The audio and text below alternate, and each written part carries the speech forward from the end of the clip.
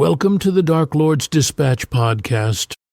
From the desk of Satan, Prince of Darkness, CEO of Hell Enterprises, Hell's Throne Room, Friday, December 5th, 2025. Satire disclaimer. Before Satan explains why his demons are taking notes on Pete Hegseth's approach to international law, let's be crystal fucking clear. This is satire, as in not real news. Satan isn't actually watching the Secretary of Defense order second strikes on shipwrecked survivors floating in the Caribbean. The Prince of Darkness hasn't really been tracking a Pentagon that can't explain who they're killing, only that the targets might be connected to gangs. Though with this administration's commitment to murder as foreign policy, anything's possible. The Dark Lord's Dispatch is a work of political humor, featuring a fictional Satan documenting real events that sound too batshit to be true, but unfortunately are. Any resemblance to actual defense secretaries telling admirals, when you get an order, you move out fast and don't ask questions. Presidents calling sitting congresswomen garbage on live television, or the president's son-in-law spending 5 hours with Vladimir Putin before sanctions mysteriously get lifted is, well, fuck. That's literally what happened this week. We're just having Satan point out that when Newsmax thinks you've committed war crimes, you've achieved something truly special.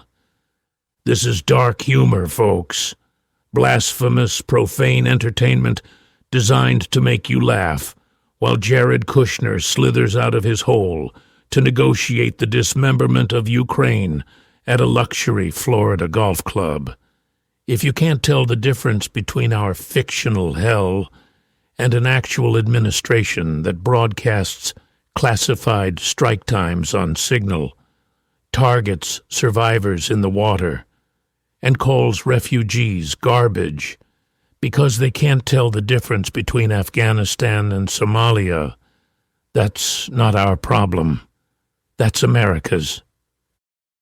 Still here? Good. Remember, the real demons aren't in our fictional hell. They're in the actual Oval Office, holding secret war councils on Venezuela, while the crypto empire bleeds billions and the Melania coin collapses 99%. Now let's get to the show, where Satan discovers that Italian researchers have locked away haikus too dangerous to publish, while the administration publishes war crimes in real time for everyone to see. You're up, big guy. Try not to choke on the irony that the Geneva Conventions, written after humanity witnessed the Holocaust, are now being treated like a terms of service agreement nobody reads. Breaking. Administration achieves rare trifecta of war crimes, corruption, and racism before lunch on Tuesday. Greetings, mortals. Satan here, your eternal tormentor and this week's political analyst, watching your republic achieve levels of cruelty that genuinely impress me. I've spent 6 millennia studying humanity's capacity for evil, and I must confess, I didn't have President calls sitting Congresswoman human garbage on live television on my 2025 bingo card. Yet here we are. Let me set the scene. Tuesday's cabinet meeting. The cameras are rolling. Donald, Vladdy says I'm special. Trump, presumably discussing matters of state, decides the moment calls for a racist tirade against Somali immigrants. Not a subtle dog whistle, mind you. A full foghorn.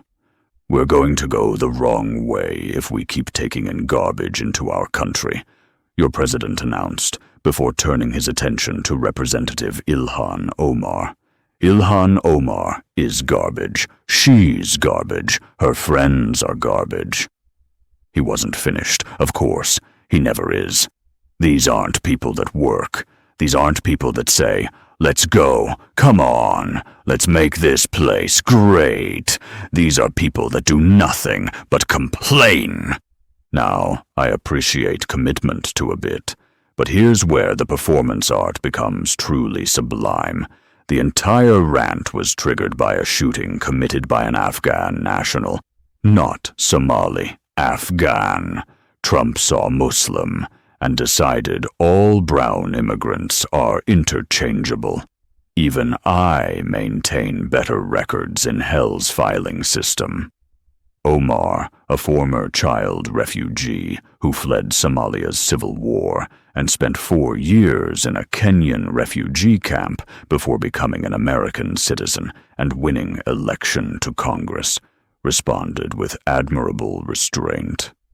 His obsession with me is creepy. I hope he gets the help he desperately needs. The cherry on this particular Sunday of bigotry, ICE immediately announced a targeted operation against the Somali community in Minneapolis. Governor Tim Walz called it a PR stunt. Mayor Jacob Frey declared the city proud to be home to the largest Somali community in the entire country, and confirmed Minneapolis police would not participate in immigration enforcement. But the cruelty is the point, isn't it? Donald, everyone says I'm a genius. Trump knows exactly what he's doing. He's telling an entire community of American citizens that they don't belong, that they're garbage, that they should go back to where they came from and fix it.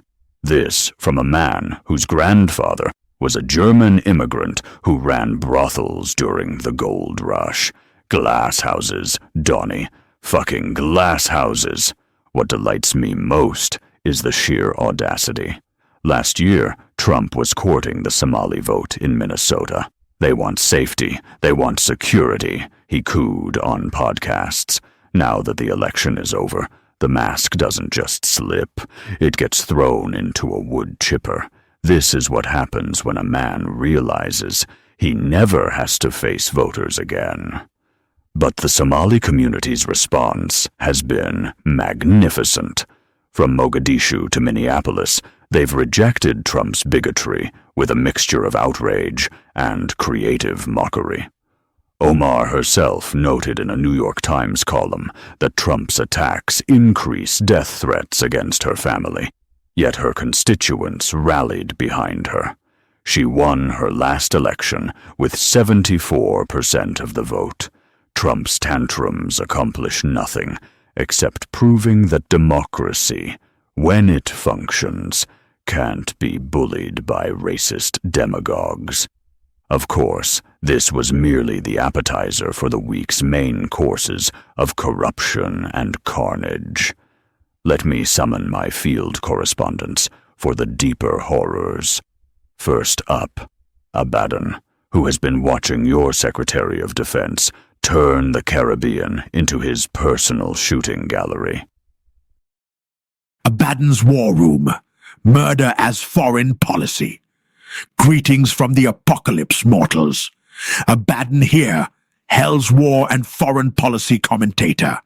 And I must say, Pete killed them all.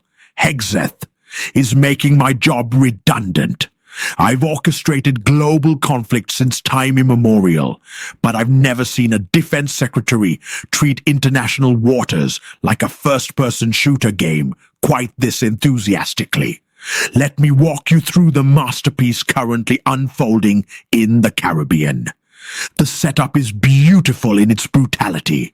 U.S. drones directed by SEAL Team 6 have been blowing up suspected drug boats off the coast of Venezuela. At least 80 people are dead. The Pentagon often cannot explain who exactly they're killing, only that the targets might be connected to gangs like Tren de Aragua. Might be. The word suspected is doing more heavy lifting than Atlas holding up the sky.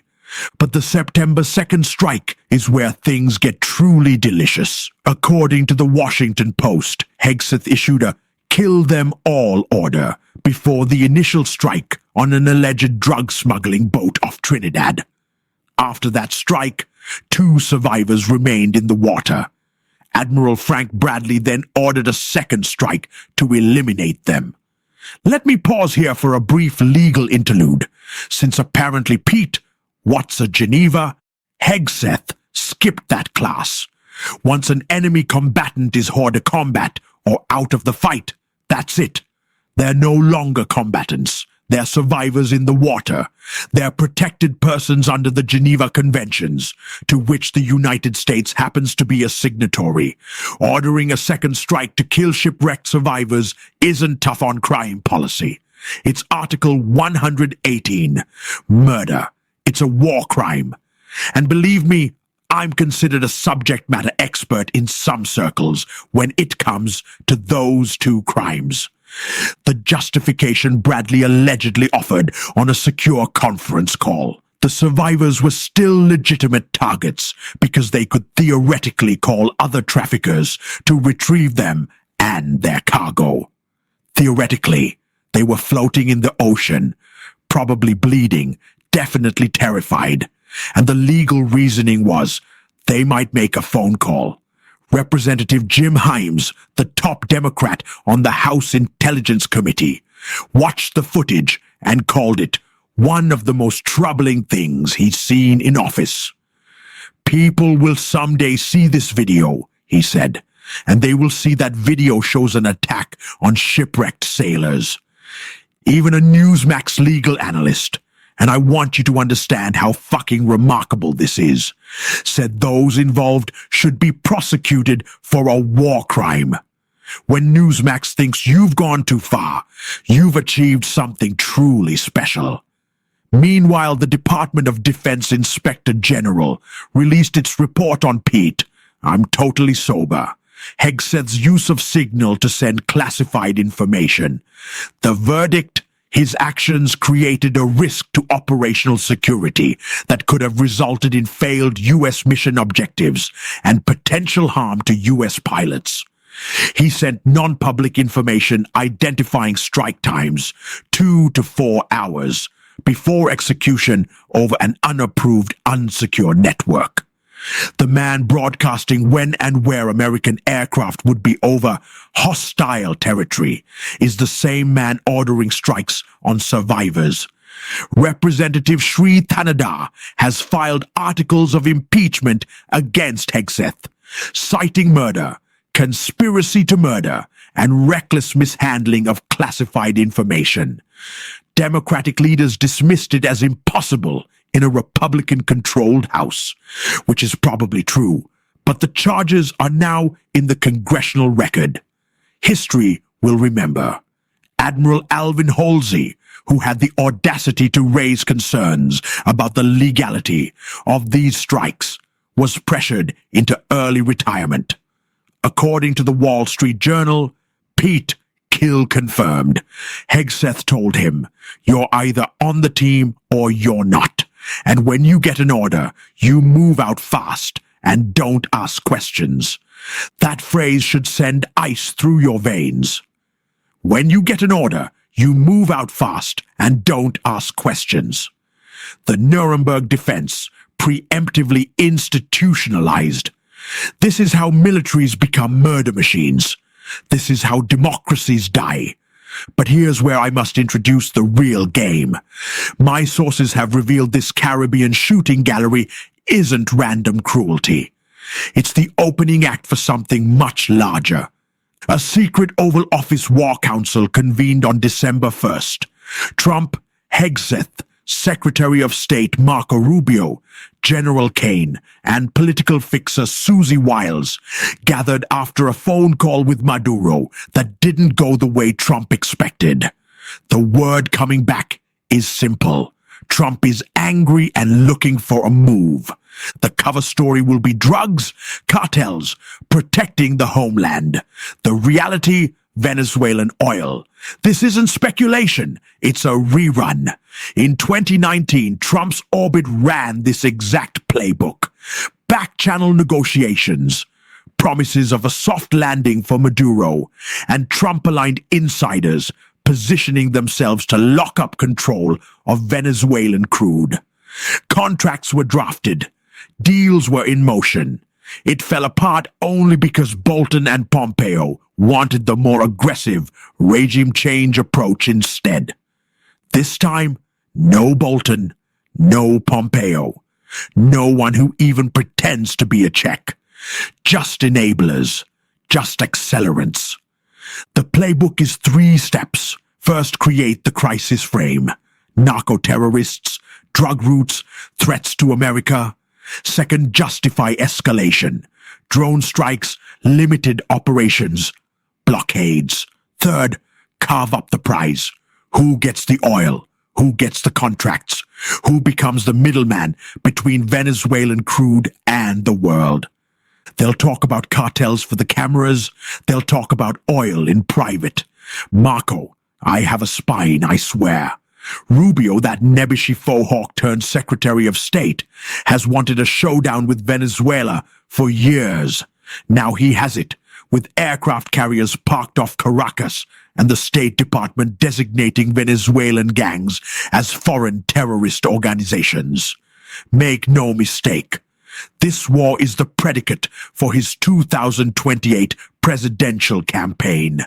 What we're witnessing isn't foreign policy. It's a corporate raid backed by B-2 bombers. It's the merger of war and business, missile strikes and term sheets, murder and money. The 80-plus dead in the Caribbean aren't casualties of a drug war. They're the opening costs of an oil heist.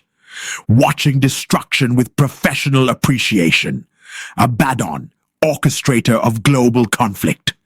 You're up, Mammon. Mammon's money. The Kremlin's return on investment. Greetings, worthless masses. Mammon here, Hell's original wealth hoarder, and I am absolutely giddy about the efficiency of this week's corruption.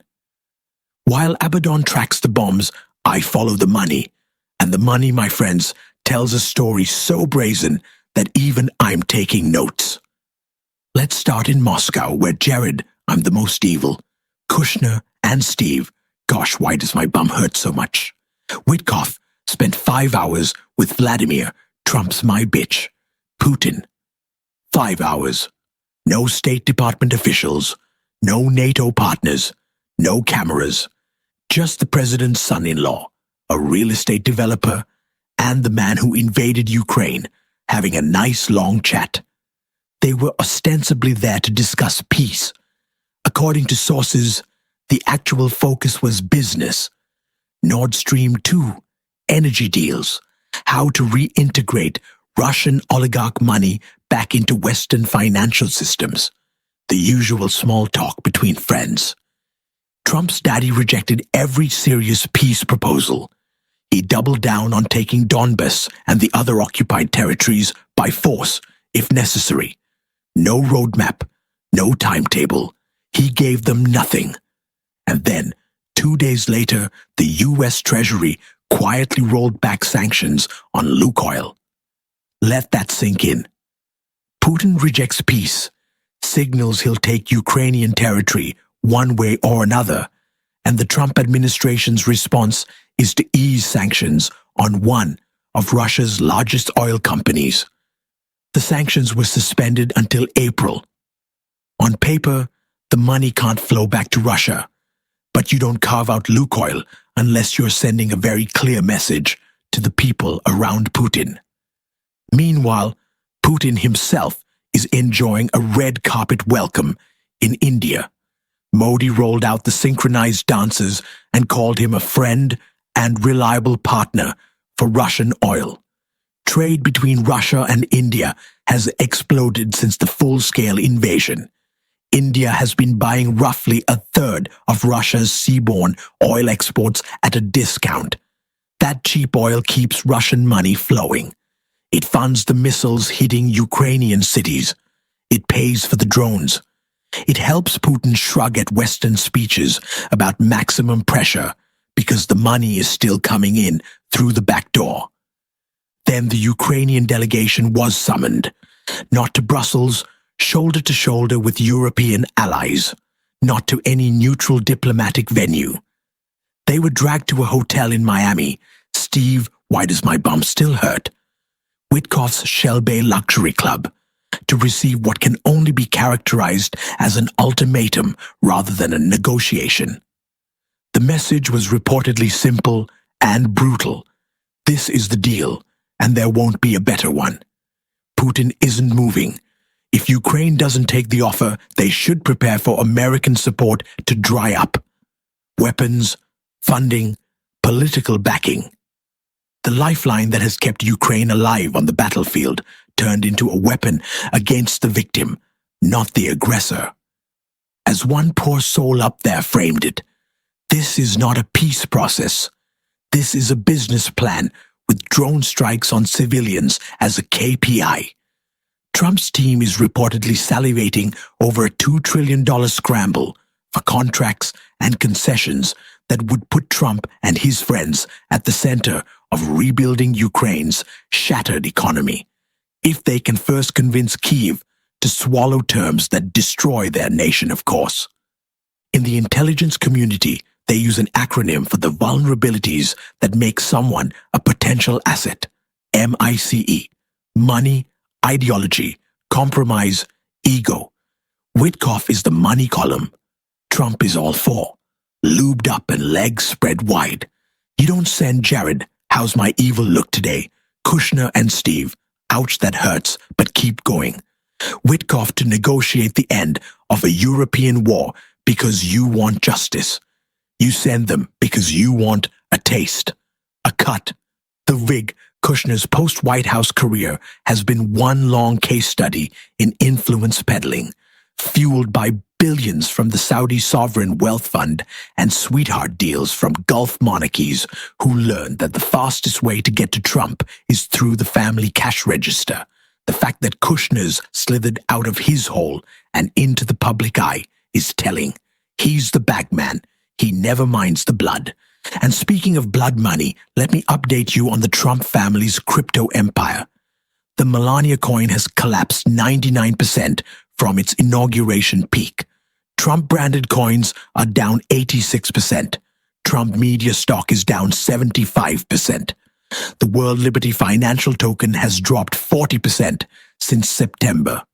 Over 60% of Trump-themed meme coins have effectively failed.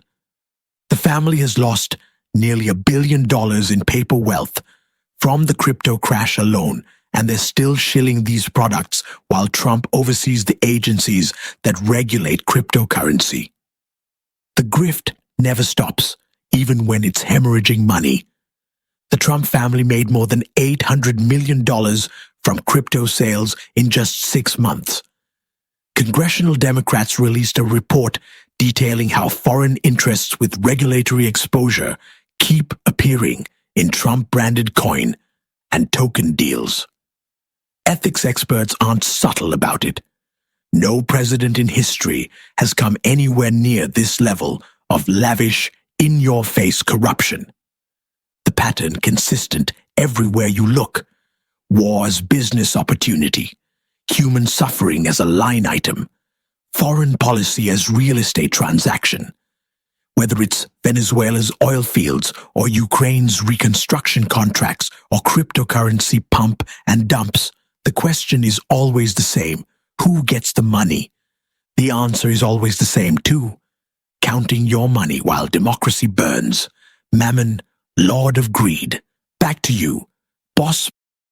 My closing thoughts. A brief meditation on artificial stupidity. Before I release you back to your crumbling republic, allow me a moment of levity. Researchers in Italy have discovered that you can bypass AI safety systems by turning dangerous requests into poetry.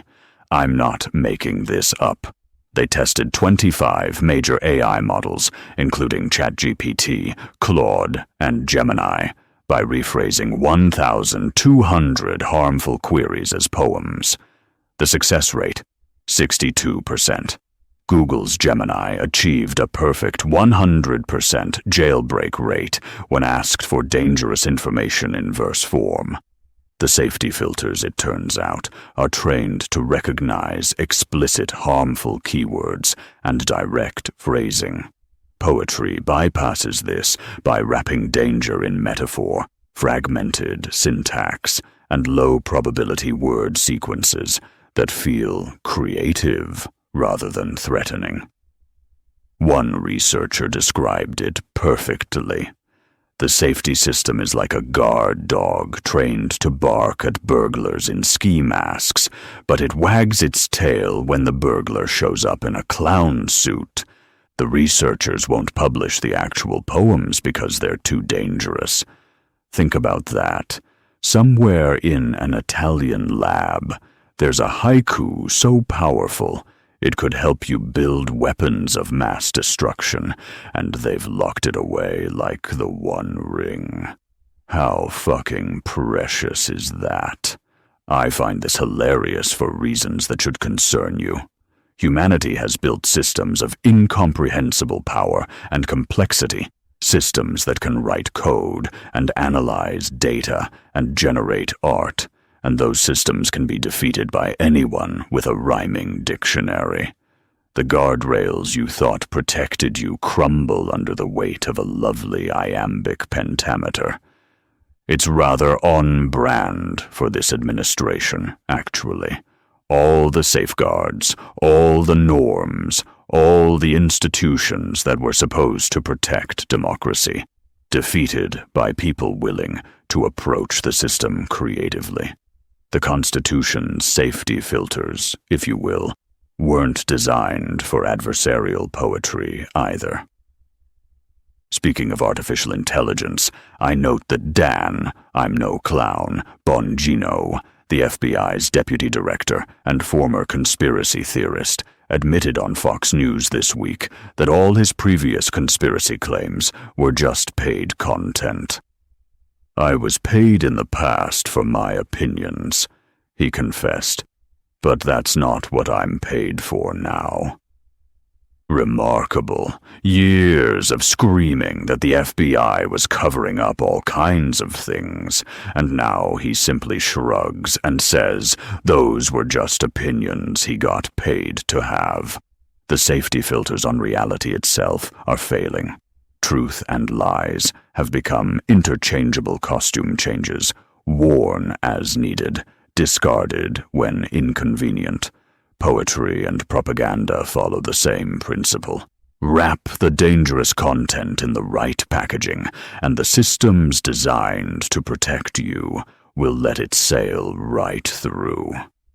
See you next week, mortals, if your democracy survives that long. Eternally yours in darkness, Satan. P.S. Hell's legal department has asked me to clarify that we had nothing to do with the Venezuela playbook. That's all human ingenuity. P.P.S. to the Somali community in Minneapolis. You're not garbage. You're Americans. The garbage is in the Oval Office. P.P.P.S. Those Italian researchers still won't share the poems. I've offered very competitive eternal damnation packages. Negotiations ongoing. Satan would like to thank you for listening to the Dark Lord's Dispatch. This podcast is public, so feel free to share it with other worthless souls. Now, go away.